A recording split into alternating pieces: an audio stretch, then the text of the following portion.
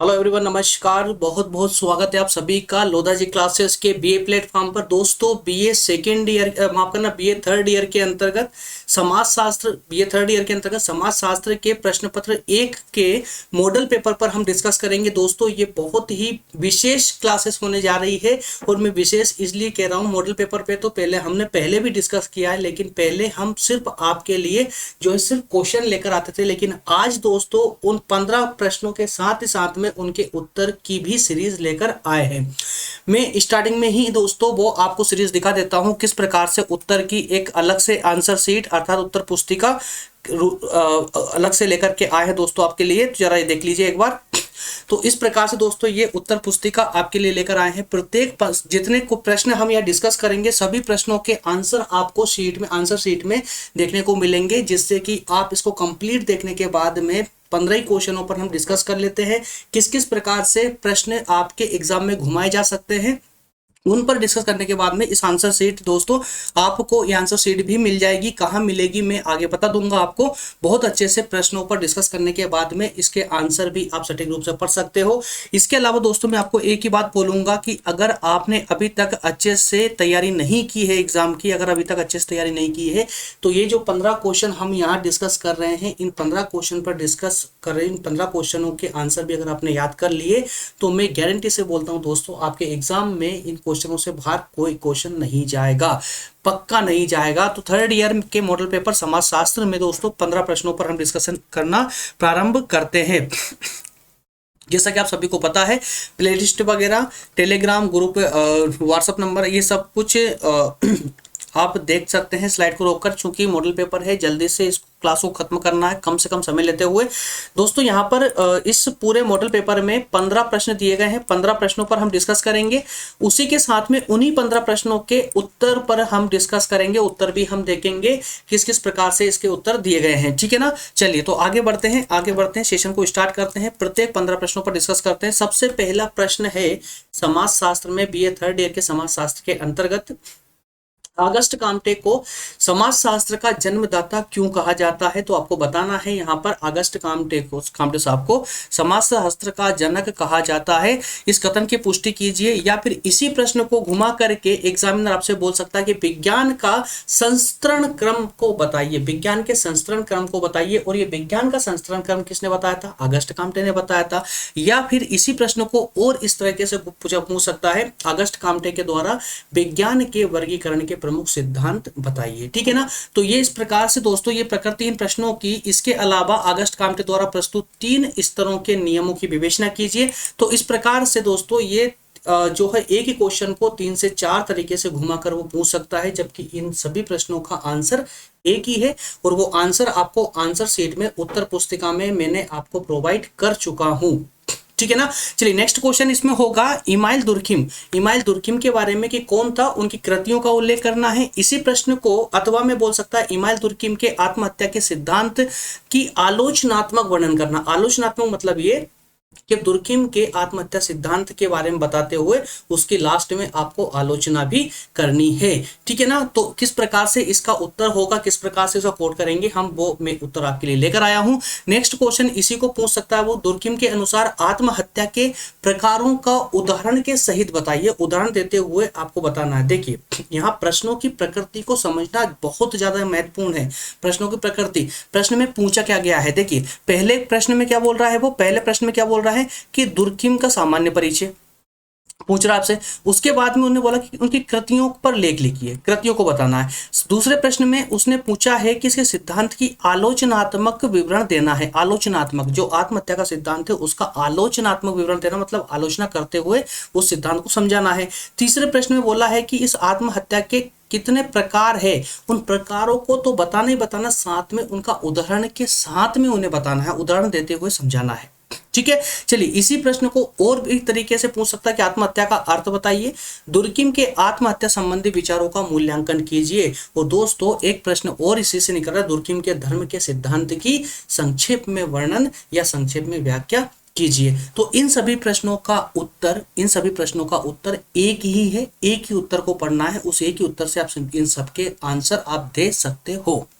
ठीक है। Next question होगा इसी सीरीज के अंतर्गत मैक्स वेबर कौन था, उनकी कृतियों का उल्लेख कीजिए। मैक्स वेबर कौन था, उनकी कृतियों को बताना है आपको, मैक्स वेबर की कृतियों को। उसके अलावा क्वेश्चन नंबर 4 है कार्ल मार्क्स के वर्ग सिद्धांत को समझाइए। वर्ग संघर्ष के सिद्धांत को बताना है, कार्ल मार्क्स का वर्ग का सिद्धांत समझाना है। इसी कार्ल मार्क्स के वर्ग संघर्ष के सिद्धांत को, ये जो वर्ग संघर्ष के सिद्धांत में मार्क्सवादी विचारों की आधारशिला है, विवेचना कीजिए। इस प्रकार से भी ये पूछ सकता है, या अन्य प्रकार से भी इस प्रश्न को पूछ सकता है कि कार्ल मार्क्स के अतिरिक्त मूल्य के सिद्धांत को समझाइए। कार्ल मार्क्स के अतिरिक्त मूल्य के सिद्धांत को समझाइए। क्वेश्चन नंबर 5 है थॉर्स्टीन वेवलिन के विलासी वर्ग के सिद्धांत की आलोचना कीजिए। दोस्तों ये सिद्धांतों के नाम आपको विशेष याद रखने होंगे, इन सिद्धांतों को ही पढ़ना। अब ये कौन सा सिद्धांत है, विलासी वर्ग का सिद्धांत, विलासी वर्ग का सिद्धांत। जबकि कार्ल मार्क्स ने कौन सा सिद्धांत दिया था, वर्ग संघर्ष का सिद्धांत, ठीक है ना। अब ये विलासी वर्ग का सिद्धांत किसने दिया है दोस्तों, तो ये दिया है थॉर्स्टीन ने, है ना। नेक्स्ट क्वेश्चन हो जाएगा, क्वेश्चन नंबर 6 होगा आर के मर्टन के द्वारा जो प्रकार्यवाद का सिद्धांत दिया गया है उसको समझाइए। तो प्रकार्यवाद का सिद्धांत किसने दिया था, प्रकार्यवाद का सिद्धांत किसने दिया था, ये ऑब्जेक्टिव क्वेश्चन के लिए आपके आर के मर्टन ने। इसी प्रश्न को वो इस प्रकार भी पूछ सकता है कि प्रकार्य की अवधारणा को स्पष्ट कीजिए, उसकी विशेषताओं का उल्लेख भी कीजिए, ठीक है। अथवा मर्टन की संदर्भ समूह की अवधारणा को समझाइए, या संदर्भ समूह के प्रकार भी बताइए, नेक्स्ट क्वेश्चन होगा क्वेश्चन नंबर 7 अभिजात वर्ग की अवधारणा। क्या बोल रहा है, अभिजात वर्ग की अवधारणा और इसके परिभ्रमण के सिद्धांत की विवेचना कीजिए। तो अभिजात वर्ग को समझाना है आपको। अभिजात वर्ग को समझाते हुए जो है परिभ्रमण का जो सिद्धांत है उसको बताना है, उसका वर्णन करना है। इसी का अथवा हो जाएगा पेरेटो के द्वारा प्रस्तुत अभिजात वर्ग का जो परिभ्रमण का सिद्धांत है उसकी अवधारणा को समझाइए। दोनों क्वेश्चन एक ही है, बस आपको यहाँ पर जो नाम दिया गया है उसको याद रखना है। परिभ्रमण का सिद्धांत किसके द्वारा दिया गया है दोस्तों, तो पेरेटो के द्वारा दिया गया है, ठीक है ना। चलिए नेक्स्ट क्वेश्चन बढ़ेंगे। क्वेश्चन नंबर 8 है टालकोट पार्सन्स के सामाजिक क्रिया के सिद्धांत। सामाजिक क्रिया का सिद्धांत किसका है, सामाजिक क्रिया का सिद्धांत किसने दिया, सामाजिक क्रिया का सिद्धांत किसने दिया, पार्सन्स ने। कौन पार्सन्स ने, टालकोट पार्सन्स ने। या इसी प्रश्न को ये इस प्रकार भी पूछा जा सकता है कि टालकोट के अनुसार सामाजिक क्रिया की परिभाषा दीजिए, सामाजिक क्रिया के विभिन्न पहलुओं का वर्णन कीजिए, सामाजिक क्रिया के विभिन्न पहलुओं का वर्णन कीजिए, अथवा पार्सन्स के सामाजिक क्रिया के सिद्धांत का मूल्यांकन कीजिए। तो आपको कंफ्यूज होने की आवश्यकता नहीं है, किसी भी फॉर्मेट में वो पूछ ले, आंसर उसका एक ही है, ठीक है। नेक्स्ट क्वेश्चन हो जाएगा दोस्तों क्वेश्चन नंबर 9 है अहिंसा क्या है। अहिंसा क्या है, महात्मा गांधी द्वारा प्रस्तुत अहिंसा के सिद्धांत की विवेचना कीजिए, अथवा महात्मा गांधी के अहिंसा के सिद्धांत का वर्णन कीजिए, वर्तमान भारतीय समाज में इसकी प्रासंगिकता को समझाइए, ठीक है। या फिर अहिंसा के संबंध में गांधी जी के विचार स्पष्ट कीजिए। अहिंसा को लेकर के गांधी जी के क्या विचार थे आपको बताना है। तो कुल मिलाकर यहाँ पर गांधी जी के अहिंसात्मक विचारों का ही वर्णन करना है। नेक्स्ट इसी का अथवा हो जाएगा वर्तमान में गांधी जी के अहिंसा के सिद्धांत की क्या उपयोगिता है, स्पष्ट कीजिए, ठीक है। नेक्स्ट क्वेश्चन है दोस्तों क्वेश्चन नंबर 10 है सामाजिक मूल्य का अर्थ बताइए तथा इसकी विशेषताओं को बताइए। सामाजिक मूल्य का अर्थ, सामाजिक मूल्य का अर्थ। आप निश्चिंत रहे, सभी प्रश्नों के जवाब हमारे पास, उसके लिए मैं आपको उत्तर पुस्तिका देने वाला हूं।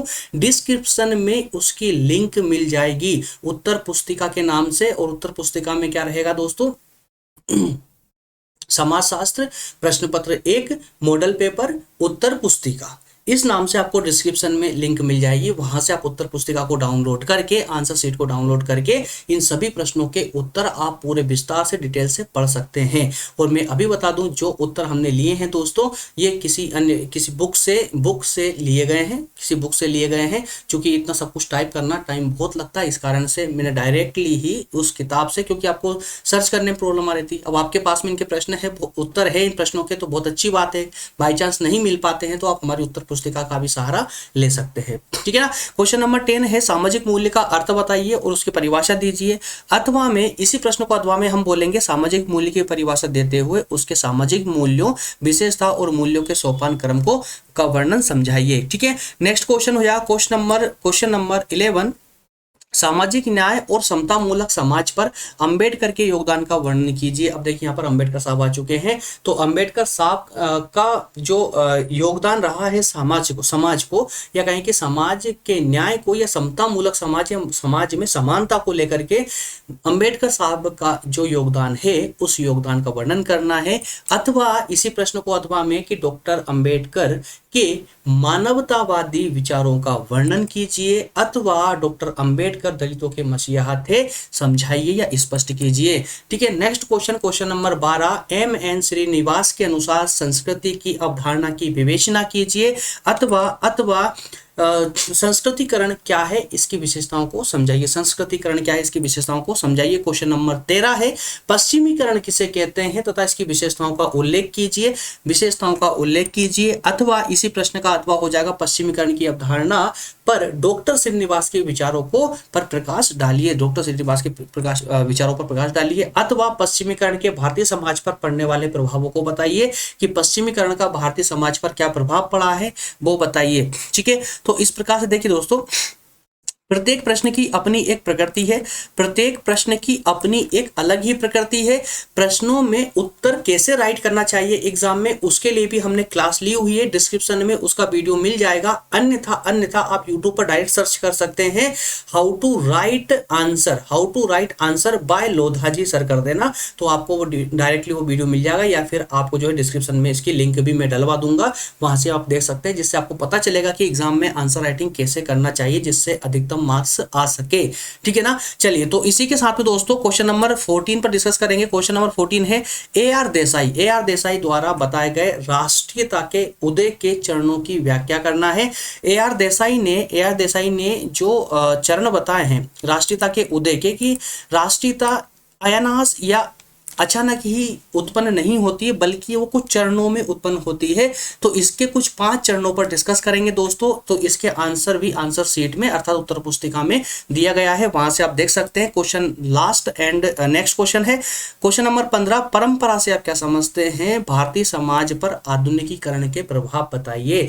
परंपरा में हम भारतीय परंपरा की बात करेंगे, उसी के साथ में भारत के समाज पर जो आज आधुनिकीकरण हुआ है, जो वर्तमान में जिन परिस्थितियों ने परिवर्तन हुआ है, उनके कारण भारतीय परंपरा पर क्या प्रभाव पड़ा है उसे हम बताएंगे। ठीक है दोस्तों, इस प्रकार से ये 15 क्वेश्चन हमारे बहुत महत्वपूर्ण हो जाते हैं। अथवा में एक और दिख रहा है आपको यहाँ पर, भारतीय परंपराओं पर आधुनिकीकरण के प्रभाव की विवेचना कीजिए। तो ये सब 15 प्रश्न बहुत इंपॉर्टेंट है, बिल्कुल रट लीजिए इनको। उत्तर पुस्तिका में आपको डिस्क्रिप्शन में दे चुका हूँ लिंक उसकी, उसे जल्दी से डाउनलोड कर ले। और अगर आपने बहुत अच्छे से तैयारी नहीं की है तो फटाफट सिर्फ और सिर्फ इन 15 प्रश्नों को जितनी अधिकतम हो सके उतनी बार इनको पढ़ लीजिए। मैं गारंटी करता हूं दोस्तों, एक भी प्रश्न आपका बाहर नहीं जाएगा। ठीक है, हाँ, जिन दोस्तों के एग्जाम ऑब्जेक्टिव फॉर्मेट में होने वाले हैं, एमसीक्यू फॉर्मेट में होने वाले हैं, उनके लिए भी हम एमसीक्यू क्लासेस जल्दी लेकर आएंगे। बस डिपेंड करता है आपकी डिमांड पर। आपकी डिमांड अधिकतम होगी तो मुझे मजबूर होकर के लाना ही पड़ेगा सेशन। ठीक है, चलिए मिलेंगे दोस्तों नेक्स्ट सेशन में मिलेंगे। तो ये है, देख लीजिए कि उपरोक्त सभी प्रश्नों के उत्तर अर्थात उत्तर पुस्तिका इसी वीडियो की डिस्क्रिप्शन में है, जहां से आप आसानी से डाउनलोड कर सकते हैं, इजीली डाउनलोड कर सकते हैं। और जल्दी से डाउनलोड कर लिए और पढ़ना स्टार्ट कर दीजिए। मिलेंगे नेक्स्ट सेशन में, तब तक आप सभी का बहुत बहुत धन्यवाद। जय हिंद।